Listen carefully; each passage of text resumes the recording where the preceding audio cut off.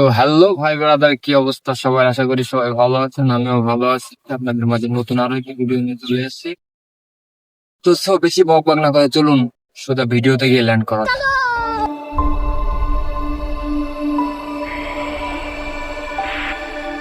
মেহেদি শুভ ভাইয়া, আপনি কত টাকার মালিক? কতটা রিচ ম্যান বাংলাদেশে? ভাইয়া, এই মেহেদি শুভ ভাইয়া কত টাকার মালিক এটা দেখতে হলে যে বুঝতে হবে যে লাইলাপুর মতো ব্যক্তি আমার পাশে চুপ করে বসে আছে, এটাই তো আমার লেভেল। লেভেল কতটুক সেটা তো বোঝাই যাচ্ছে, আন্টিকে আপু বলে ডাকতেছে। আরে এই যে মেকআপ যে করছে না, এই মেকআপ গুলো কিন্তু প্রায় 2 থেকে 2.5 লাখ টাকা দিয়ে আমি গিফট করছি। ইউকে থেকে আনছি, ইউএস থেকে আনছি, আফ্রিকা থেকে আনা। আচ্ছা, কোচি গুলো কি সবাই লাইলা আপার? আর বুড়া গুলো কি সব আমার বান্ধবীদের? আচ্ছা, এই লাইলা আপুর এমন কি আছে যে সব কুচি কুচি ছেলেদের জন্য পাগল হয়ে যায়? আসেন ভাই, সবাই তো খাওয়া শেষ করে গেছে, এখন আপনি খেয়ে যান। ঠিক বলেছো। কত পর্যন্ত আমার রাজকে না পাবো, আমাকে যত পর্যন্ত রাজের মা অ্যাকসেপ্ট না করবে আমি নিউজ করে যাব। শুধু নিউজ না, নিউজের পর নিউজে যদি আরো কিছু থাকে আমি সেটা করব। এদের কে ইন্টারভিউ নাই রে ভাই? এও তো পাগল, আর ও যে কটা ইন্টারভিউ নেই সে কটাও পাগল। কি করবে সঞ্জিত সাহা? আমি দেখতে চাই রাজের দুলা ভাই সঞ্জিত সাহা আমার কি করতে পারে। আমি চ্যালেঞ্জ করলাম। এত হুমকি দামকি দিয়ে কোনো লাভ নাই। রাজের মা আপনাকে দেখে কমায় চলে গেছে। আচ্ছা ক্যামেরাম্যান ভাইরা, আপনারা ধরে বিয়ে করায় দেন না কেন? ঠিক বলেছো। তুমি ব্রেক থেকে আস্তে আস্তে ছাড়িয়ে দাও, তারপর গাড়ি করবে। ছাড়িয়ে দিছো? এখন অ্যাক্সেলারেটর পা দাও, ঘোরাও। দেখেই বোঝা যাচ্ছে টুনটুনির উপরে বসিয়ে টুনির প্রশিক্ষণ চলছে।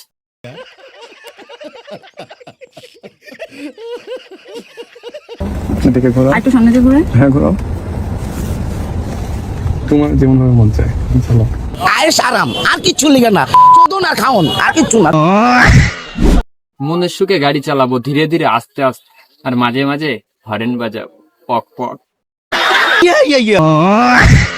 আমাকে ওয়েস্টার্ন আর শাড়িতে বেশি ভালো লাগে। সো আমি যখন ফিট থাকি না তখন একটু একটু লুজ প্যাটার্নের ড্রেস পরি। সো আমি যদি আমার ফিগারটাই না দেখাতে পারি তাহলে তো এটা কেমন না, এত কষ্ট করে লাভ কি? আপনি তো সেল সেলায় বেচতে যাইবেন। তো চলিয়ে শুরু করতে हैं। খাটের প্লেয়ার যখন মাঠে চলে আসে তখন তো অশ্লীলতা একটু হবেই। সে হচ্ছে একদম সচেতন খাট।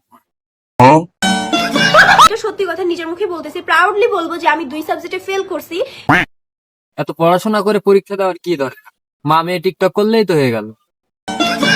আমার রেজাল্টটা পর্যন্ত বের করে কি করছো, 2টা লাইক ফলোয়ার্স পাওয়ার জন্য কি পাবলিক করে দিছো।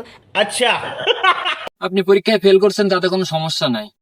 আমার বাপে আমার একটা রিক্সা কিনা দিছে, আর আমি এখন রিক্সা চালাই। আপনারা বিয়ে করতে পারি, কোনো সমস্যা নাই।